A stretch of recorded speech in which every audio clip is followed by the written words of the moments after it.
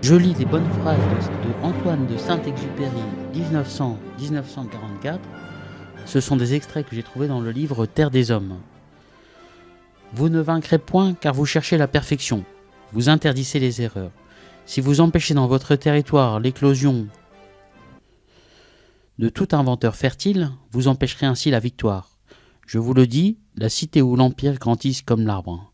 L'ascension de ces pierres n'est d'abord de son désir à l'homme.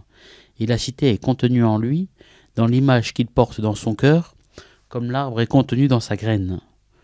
Le bâtisseur ignorant, jetez-le avec son peuple sur la terre âpre et la rocaille, vous reviendrez plus tard et brillera dans le soleil la cité aux 30 coupoles, car le désir du conquérant sera devenu cité. Regardez la pierre comme elle pèse. Elle roule car elle est collaboration de tous les grains dont elle est pétrie, et qui pèsent tous vers le même but. Dans une statue de pierre, le sourire n'est point de la pierre, mais du Créateur. Délivre l'homme et il créera. La terre nous en apprend plus long que tous les livres. Parce qu'elle nous résiste, l'homme se découvre quand il se mesure à l'obstacle. Mais pour l'atteindre, il lui faut un outil. Il lui faut un rabot, une charrue. Le paysan dans son labour arrache peu à peu quelques secrets à la nature, et la vérité qu'il dégage est universelle. De même l'avion, l'outil des lignes aériennes, mêle l'homme à tous les vieux problèmes. Les orages, la brume, la neige, quelquefois ça t'embêtera. Pense alors à tous ceux qui ont connu ça avant toi, et dis-toi simplement, ce que d'autres ont réussi, on peut toujours le réussir. Vieux bureaucrate, mon camarade ici présent, nul ne t'a jamais fait évader, et tu n'en es point responsable. Tu t'es roulé en boule dans ta sécurité bourgeoise, tes routines, les rites étouffants de ta vie provinciale. Tu as élevé cet humble rempart contre les vents et les marais et les étoiles. La glaise dont tu es formé a séché et s'est durcie, et nul en toi ne saurait désormais réveiller le musicien endormi ou le poète, ou l'astronome qui peut-être t'habitait encore. Rien jamais ne remplacera le compagnon perdu. On ne se crée point de vieux camarades. Rien ne vaut le trésor de tant de souvenirs communs, de tant de mauvaises heures vécues ensemble, de tant de brouilles, de réconciliations, de mouvements de cœur. On ne reconstruit pas ces amitiés-là. Il est vain, si l'on plante un chêne, d'espérer bientôt s'abriter sous son feuillage. La grandeur d'un métier est peut-être avant tout d'unir les hommes. Il n'est qu'un luxe véritable, et c'est celui des relations humaines. En travaillant pour les seuls biens matériels, nous bâtissons nous-mêmes notre prison. Nous nous enfermons solitaires avec notre monnaie de cendre qui ne procure rien qui vaille de vivre. Si je cherche dans mes souvenirs ceux qui m'ont laissé un goût durable, si je fais le bilan des heures qui ont compté, à coup sûr je retrouve celles que nulle fortune ne m'eût procurées. On n'achète pas l'amitié d'un mermoz, d'un compagnon que les épreuves vécues ensemble ont lié à nous pour toujours. Cette nuit de vol et ses 100 000 étoiles, cette sérénité, cette souveraineté de quelques heures, l'argent ne les achète pas. Cet aspect neuf du monde, après l'étape difficile, ces arbres, ces fleurs, ces sourires fraîchement colorés par la vie qui vient de nous être rendue à l'aube, ce concert de petites choses qui nous récompensent, l'argent ne les achète pas. On chemine longtemps côte à côte enfermé dans son propre silence, ou bien on échange des mots qui ne transportent rien, mais voici l'heure du danger, alors on s'épaule l'un à l'autre, on découvre que l'on appartient à la même communauté, on s'élargit par la découverte d'autres consciences, on se regarde avec un grand sourire. Ce qui sauve, c'est de faire un pas, encore un pas, c'est toujours le même pas que l'on recommence. Ce que j'ai fait, je le jure, jamais aucune bête ne l'aurait fait. Je me suis senti pendant ces quelques minutes-là, suspendu à mon cœur. Je lui disais « Allons, un effort, tâche de te battre encore !» Mais c'était un cœur de bonne qualité. Il hésitait puis repartait toujours. Si tu savais combien j'étais fier de ce cœur. Il sait qu'une fois pris dans l'événement, les hommes ne s'en effraient plus. Seul l'inconnu épouvante les hommes. Responsable un peu du destin des hommes dans la mesure de son travail. Il fait partie des êtres larges qui acceptent de couvrir de larges horizons de leur feuillage. Être homme, c'est précisément être responsable, c'est connaître la honte en face d'une misère qui ne semblait pas dépendre de soi, c'est être fier d'une victoire que les camarades ont remportée, c'est sentir, en posant sa pierre, que l'on contribue à bâtir le monde. Je me rappelais une vraie mort d'homme, celle d'un jardinier qui me disait « Vous savez, parfois je suais quand je bêchais. Mon rhumatisme me tirait la jambe, et je pestais contre cet esclavage. Et aujourd'hui je voudrais bêcher dans cette terre, Bêcher, ça me paraît tellement beau. On est tellement libre quand on bêche. Et puis, qui va tailler aussi mes arbres? Il laissait une terre en friche, il était lié d'amour à toutes les terres et à tous les arbres de la terre. C'était lui le généreux, le prodigue, le grand seigneur. C'était lui, comme Guillaumet, l'homme courageux, quand il luttait au nom de sa création contre la mort. Guillaumet, l'usage d'un instrument savant n'a pas fait de toi un technicien sec. Il me semble qu'il confonde but et moyen, ce qui s'effraie par trop de nos progrès techniques. Quiconque lutte contre l'unique espoir de bien matériel, en effet, ne récolte rien qui vaille de vivre. Mais la machine n'est pas un but, l'avion n'est pas un but, c'est un outil comme la charrue. La perfection de l'invention confine ainsi à l'absence de l'invention. Dans l'instrument, toute mécanique apparente s'est peu à peu effacée, et il nous est livré un objet aussi naturel qu'un galet poli par la mer. Le pilote ferme les mains sur les commandes, et peu à peu, dans ses paumes creuses, il reçoit ce pouvoir comme un don.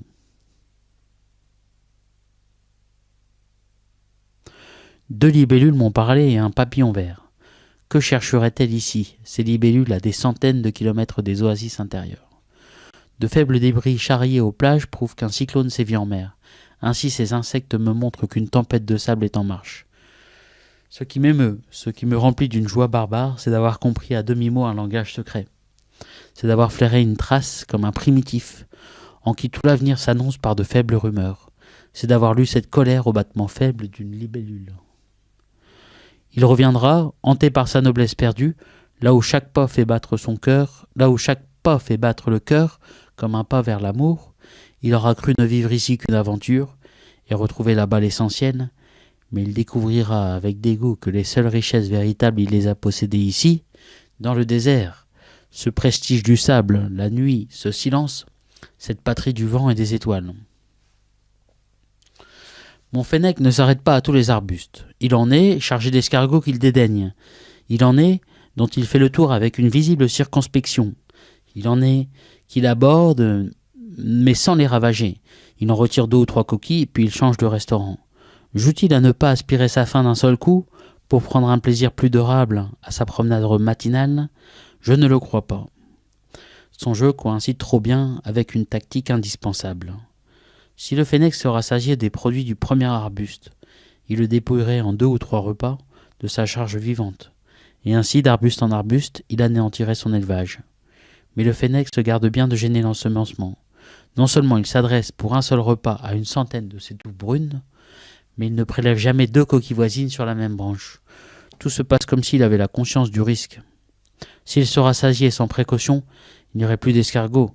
S'il n'y avait point d'escargots, il n'y aurait point de fennec. À part votre souffrance, je ne regrette rien. Tout compte fait, j'ai eu la meilleure part. Si je rentrais, je recommencerais. J'ai besoin de vivre. Dans les villes, il n'y a plus de vie humaine. Il ne s'agit point ici d'aviation. L'avion, ce n'est pas une fin, c'est un moyen. Ce n'est pas pour l'avion que l'on risque sa vie. Ce n'est pas non plus pour sa charrue que le paysan laboure. Mais par l'avion, on quitte les villes et leurs comptables, et l'on retrouve une vérité paysanne. On fait un travail d'homme et l'on connaît des soucis d'homme. On est en contact avec le vent, avec les étoiles, avec la nuit, avec le sable, avec la mer. On ruse avec les forces naturelles. On attend l'aube comme le jardinier attend le printemps. On attend l'escale comme une terre promise, et l'on cherche sa vérité dans les étoiles. Je ne me plaindrai pas. Depuis 3 jours, j'ai marché, j'ai eu soif. J'ai suivi des pistes dans le sable. J'ai fait de la rosée mon espérance. J'ai cherché à joindre mon espèce dont j'avais oublié où elle logeait sur terre. Et ce sont là des soucis de vivant. Je ne puis pas les juger plus importants que le choix le soir d'un music-hall. Je ne regrette rien. J'ai joué, j'ai perdu. C'est dans l'ordre de mon métier. Mais tout de même, je l'ai respiré, le vent de la mer. Ceux qui l'ont goûté une fois n'oublient pas cette nourriture. Il ne s'agit pas de vivre dangereusement. Les toréadors ne me plaisent guère. Ce n'est pas le danger que j'aime. Ce que j'aime, c'est la vie. L'eau.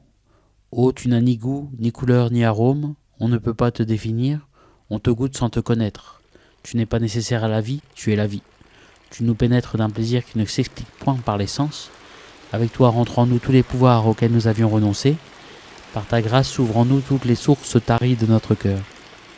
Tu es la plus grande richesse qui soit au monde, et tu es aussi la plus délicate.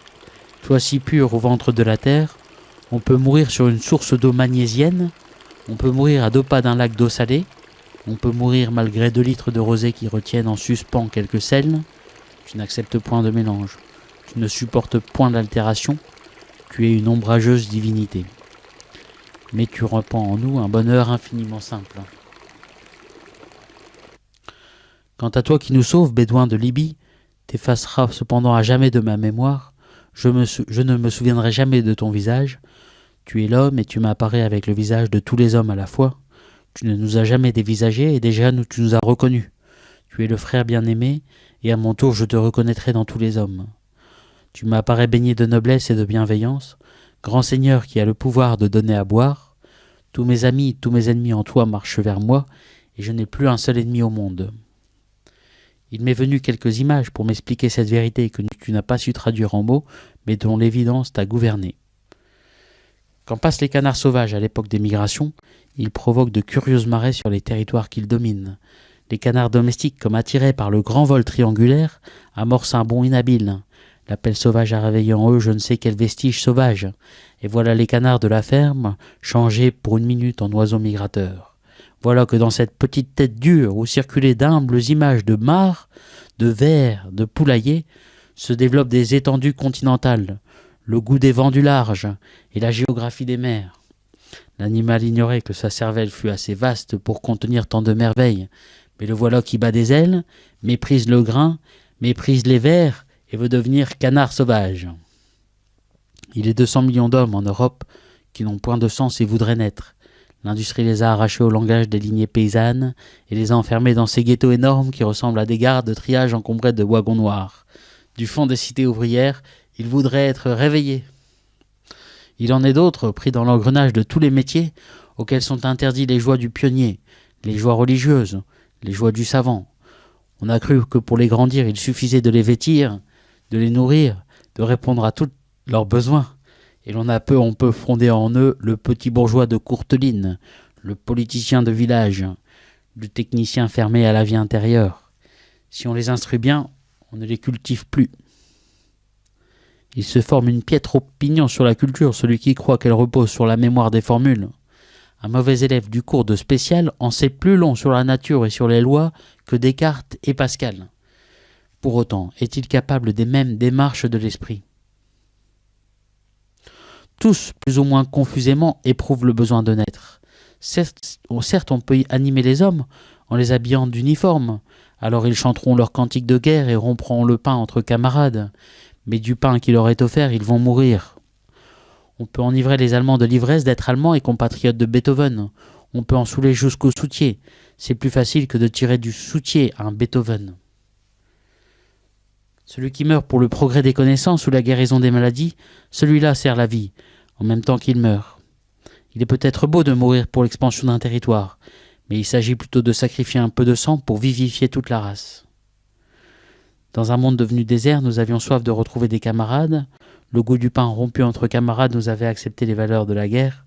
Mais nous n'avons pas besoin de la guerre pour trouver la chaleur des épaules voisines dans une course vers le même but. La guerre nous trompe. La guerre n'ajoute rien à l'exaltation de la course. Nous sommes solidaires, emportés par la même planète, équipage du même navire, et s'il est bon que des civilisations s'opposent pour favoriser des synthèses nouvelles, il est monstrueux qu'elles s'entre-dévorent. Parce qu'il suffit pour nous délivrer, de nous aider à prendre conscience d'un but qui nous relie les uns aux autres, autant le chercher là où il nous unit tous. Le chirurgien qui passe la visite n'écoute pas les plaintes de celui qui l'ausculte. À travers celui-là, c'est l'homme qu'il cherche à guérir. Le chirurgien parle un langage universel. De même le physicien, quand il médite ces équations presque divines, par lesquelles il saisit à la fois et l'atome et la nébuleuse, et ainsi jusqu'au simple berger. Car celui qui veille modestement quelques moutons sous les étoiles, s'il prend conscience de son rôle, se découvre plus qu'un serviteur, il est une sentinelle. Et chaque sentinelle est responsable de tout l'Empire. Quand nous prendrons conscience de notre rôle, même le plus effacé, alors seulement nous serons heureux, alors seulement nous pourrons vivre en paix et mourir en paix, car ce qui donne un sens à la vie donne un sens à la mort. Ce que nous sentons quand nous avons faim, de cette faim qui pousse les soldats d'Espagne sous le tir vers la leçon de botanique, qui pousse Merbos vers l'Atlantique Sud, qui pose l'autre vers son poème, ce que la Genèse n'est point achevée. Donc ce que nous sentons, c'est que la Genèse n'est point achevée et qu'il nous faut prendre conscience de nous-mêmes et de l'univers. En conclusion, une bonne phrase de Saint-Exupéry. Seul l'esprit, s'il souffle sur la glaise, peut créer l'homme.